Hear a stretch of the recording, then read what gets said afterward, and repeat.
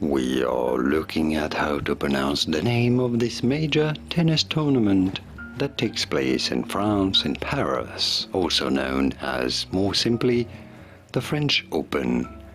How do you say this name? For reference, in French in France, it is said as Roland Garros.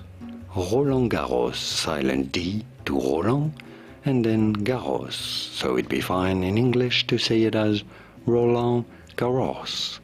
Roland Garros, from French Roland Garros. And now you know.